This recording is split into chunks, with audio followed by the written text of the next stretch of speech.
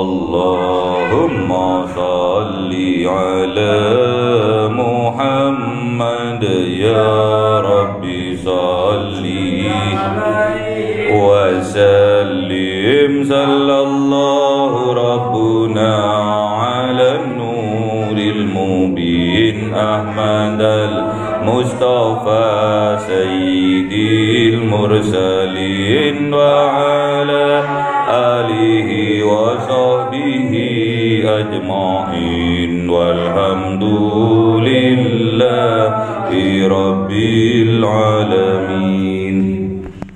Kalamun qadimun la yumallu sama'uhu tanazzaha an qawli wa fi'li wa niyati bihi astafi min kulli da'i wa nuruhu dalilul liqalbi 'inda jali wa hayrati fa ya rabbi mati'ni bi sirri hurufihi wa nawwir bihi sam'i wa qalbi wa muqlati wa habli bihi fathan wa ilma wa hikmah wa anis bihi ya Rabbi fil qabri wa sati wa salli wa sallim kulla yawmi wa laylatin ala man bihi rahmanu yaqbalu taubati wa ali wa ashabin kiramin a'immatin bihim yaghfirul ghaffaru dhanbi wa zallati. A'udzu billahi minasy syaithanir rajim. Bismillahirrahmanirrahim.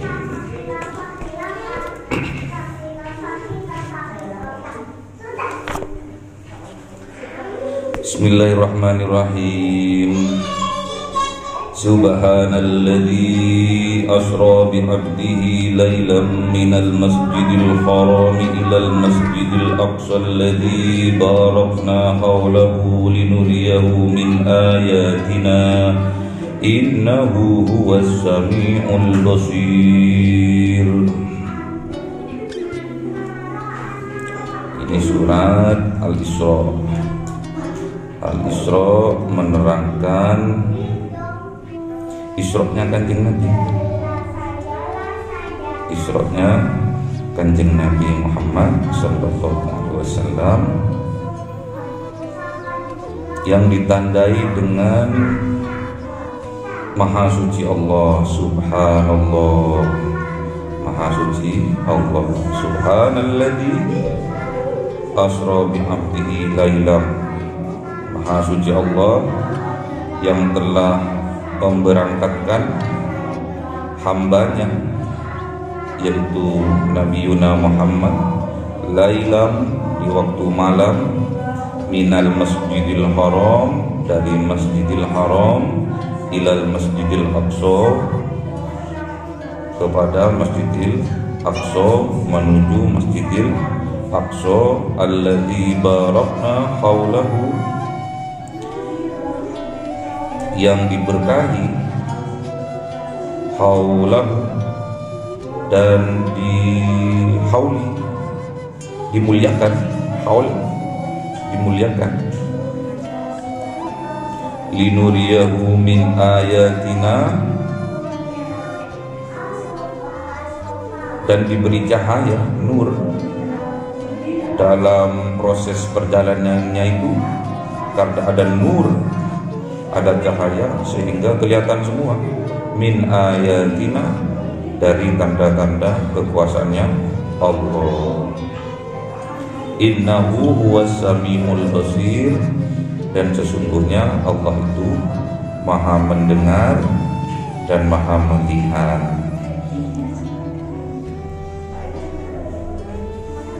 Jadi ayat di awal surat Al-Isra ini menandakan bahwa perjalanan Isra wal Mi'raj Nabi Muhammad itu betul-betul kejadian yang subhan, kejadian yang luar biasa. Prosesnya yang luar biasa. Subhana juga menandakan bahwa kekuasaan Allah itu tidak ada yang menyamainya. Dan juga keputusannya Allah itu tidak pernah salah. Keputusannya Allah selalu benar, selalu hak. Pasti ada hikmah di balik kejadian yang Allah tetapkan sebelumnya, dan hasilnya akan membawa barokah dan haulah, bawa barokah, keberkahan, haulah, kemuliaan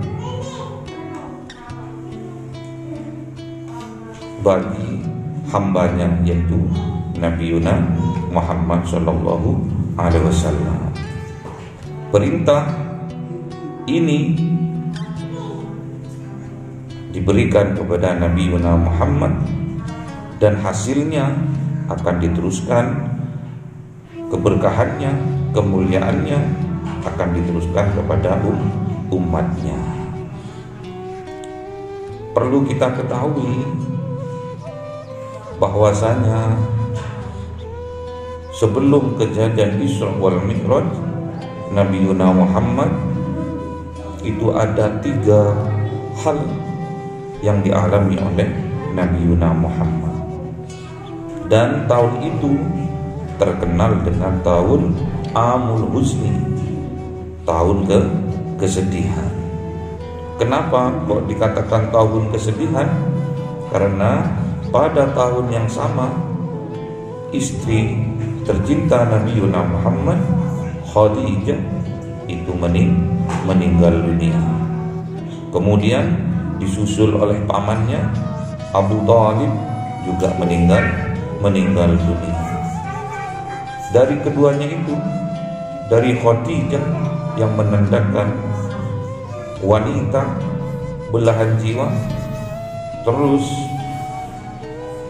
dari pamannya Abu Thalib yang menandakan tahta kekuasaan sudah tidak ada di sekitar Nabi Muhammad, dan berdampak kepada masyarakat sekitar, yaitu masyarakat kafirun, orang-orang kafir yang melonjak, kurang ajar, karena sudah perisainya dari istri tercinta yang melambangkan seorang wanita belahan jiwa yang selalu mensupport dakwahnya Rasul, dakwahnya Nabi Muhammad, dan juga sebagai pelindung, sebagai benteng pertahanan, sebagai tahta kekuasaan, yaitu pamannya Abu Thalib juga tidak ada, sudah meninggal dunia. Jadi pada saat yang sama, pada tahun yang sama, saat itu perekonomian Islam sama orang kafir, sama kaum kafirun itu diboikot.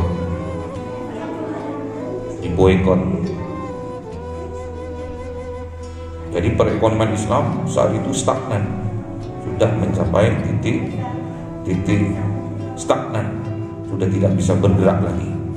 Perdagangannya diboikot, tidak dibeli oleh orang kafir semenjak paman Nabi Muhammad meninggal dunia. Terus dari ketiga hal itu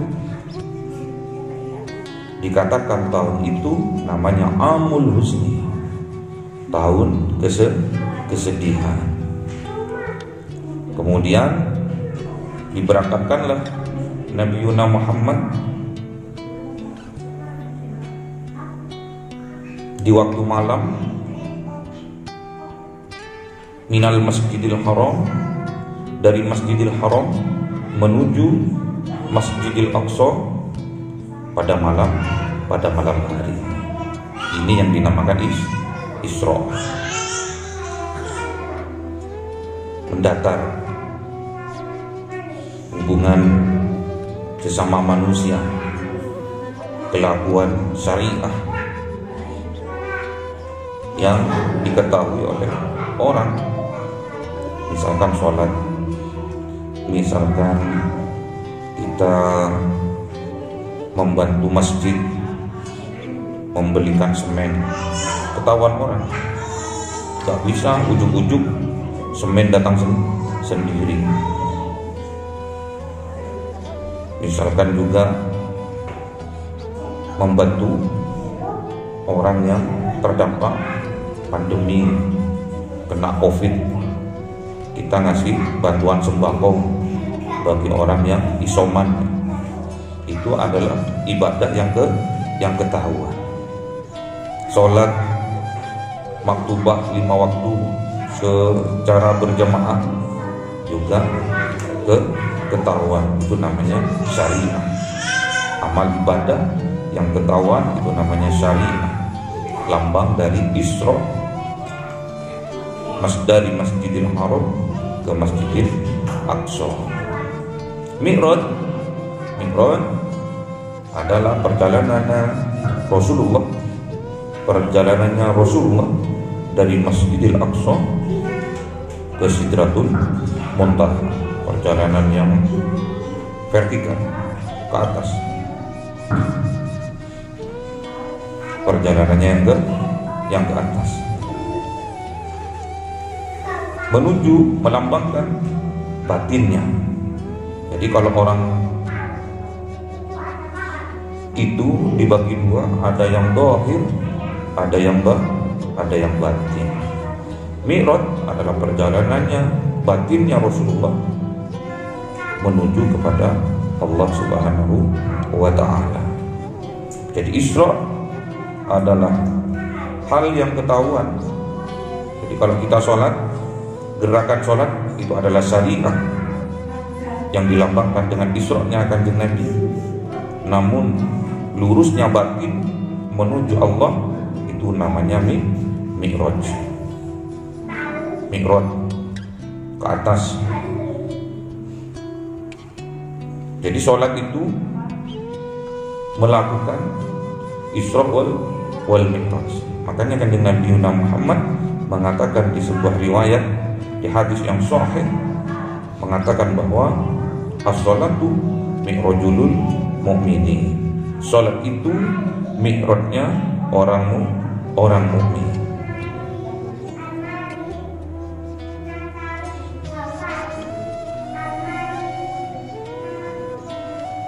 Jadi supaya kita itu sholatnya khusyuk, udah dilambangkan dengan kejadian yang luar biasa, yaitu Isra wal Mi'raj. Soalnya Kanjeng Nabi di hadapan Allah Subhanahu wa ta'ala dengan didawamkan, ditetapkan kejadian itu di dalam tahiyat akhir. At-tahiyatul mubarakatus sholawatu thayyibatu lillah. Assalamu alayka ayyuhan nabiy wa rahmatullahi wa barakatuh. Assalamu alayna wa ala ibadillahi sholihin. Asyhadu an la ilaha illallah wa asyhadu anna muhammadur rasulullah. At-tahiyatul mubarakatuh sholawatu thayyibatu lillah. Semua kemuliaan, semua pujian dihaturkan kepada Allah Subhanahu wa ta'ala. Assalamu alayka ayyuhan nabiy wa rahmatullahi wa barakatuh. Dan Allah menjawab, assalamu alayka, keselamatan bagi engkau ya Muhammad, wa rahmatullahi wa barakatuh, rahmat dariku dan barakah juga dariku untukmu ya Muhammad. Terus Kanjeng Nabi Muhammad menjawab lagi, memohon lagi, assalamu alayna wa ala ibadillahi sholihin. Ya Allah, kalau keselamatan ini, kalau keberkahan ini, kalau rahmat ini hanya untuk aku, bolehkah kiranya aku teruskan keselamatan ini, rahmat ini, barokah ini untuk umatku, boleh, kata Allah. Habis itu langsung assalamu alaina wa ala ibadillahis sholihin. Jadi keselamatan juga diteruskan kepada umatnya kanjeng Nabi Yuna Muhammad sallallahu alaihi wasallam. Setelah itu baru kanjeng Nabi bersaksi, asyhadu an la ilaha illallah, sungguh aku bersaksi bahwa tidak ada Tuhan selain Engkau ya Allah. Dan kemudian Allah menjawab, wa asyhadu anna Muhammadur Rasulullah, dan aku juga mengangkat engkau, mengukuhkan engkau sebagai utusan Allah. Itulah proses Isra wal Mi'rajnya kanjeng Nabi Muhammad. Intinya apa? Kalau kita ingin, kalau kita berkeinginan, kalau kita membutuhkan agar sholat kita khusyuk, caranya supaya kita di Isra wal Mi'rajkan oleh Allah harus ketiga-tiga hal tadi yang di awal, yang menjadi penyebab kejadian Isra Mi'raj ini harus kita tanggalkan dulu, harus kita taruh dulu. Apa itu? Yang pertama adalah istri. Istri itu melambangkan seorang wanita belahan jiwa. Wanita tahta harta, itu harus ditaruh dulu, nggak boleh dibawa. Wanita istri. Jadi nggak boleh kita tatkala kita sholat kita melihat terbayang-bayang wajah istri, nggak boleh. Terus yang kedua, meninggalnya Abu Thalib melambangkan tahta, kekuasaan. Nggak boleh kita tatkala kita sholat kita mengiang-iang, kita mengingat-ingat pekerjaan kita, mengiang-iang kekuasaan kita, nggak boleh, taruh dulu. Yang ketiga adalah harta. Ekonomi yang diboikot itu melambangkan harta kita. Jadi kita nggak boleh tatkala kita sholat harta kita ingat-ingat, itu tidak akan membuat kita khusyuk. Jadi intinya kata Rasulullah Muhammad SAW, kalau kita ingin sholat secara khusyuk dan sholatnya itu melambangkan Isra wal Mi'rajnya kanjeng Nabi, yaitu dengan hadis yang dibawakan oleh Rasulullah, yang disampaikan oleh Rasulullah adalah as-sholatu min rajulil mu'mini. Jadi sholatlah kalian, karena sholat itu adalah mi'rajnya orang mu'min. Jadi Isra wal Mi'raj yang dilambangkan, yang dilaksanakan, yang dilakukan oleh Nabi Muhammad, kita juga harus melakukannya juga. Dengan cara apa? Sholat lima waktu. Karena as-sholatu mi'rajulul mu'minin. Karena sesungguhnya sholat itu adalah Isra Mi'rajnya orang mukmin. Kalau kita ingin di Isra Mi'rajkan oleh Allah dalam sholat kita, tiga-tiganya harus kita tanggalkan dulu. Apa itu? Wanita, tahta, harta. Harus kita taruh dulu. Baru kita bisa khusyuk dalam sholat kita. Jadi hikmah kejadian Isra wal Mi'rajnya Rasulullah Muhammad SAW adalah menjadi tauladan buat kita supaya kita bisa sholat dengan khusyuk. Sholat melambangkan Isra wal Mi'rajnya Nabi Muhammad dengan cara menanggalkan ketiga hal.